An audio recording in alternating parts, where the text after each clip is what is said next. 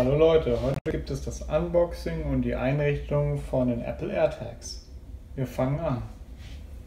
Zunächst haben wir den Pappkarton, den machen wir erstmal auf. Hier haben wir das. So.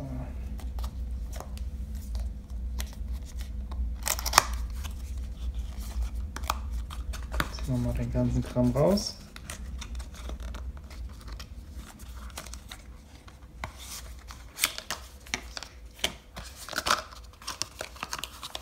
Bisschen Beipackzettel, ist mal irrelevant, ob noch was drin ist. Ne, nur Beipackzettel.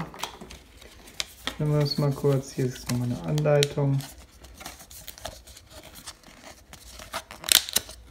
Einmal raus, dann einmal runter und einmal rausziehen. Jetzt hat man schon den Ton gehört. So, das Gerät ist einmal an. Jetzt müssten wir es im Normalfall einrichten können, indem wir es hier in der Nähe halten. Genau, jetzt kommt Verbinden.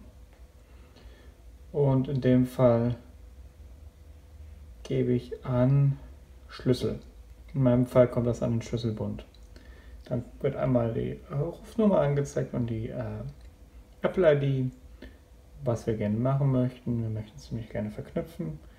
Gehen auf Weiter. Jetzt wird er konfiguriert.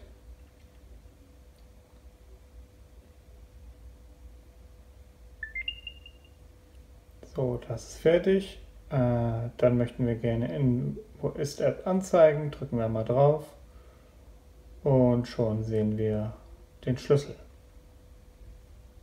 Ja, das war's schon gewesen. Bei Fragen und die Kommentare für einen Daumen hoch, Freund. Dankeschön.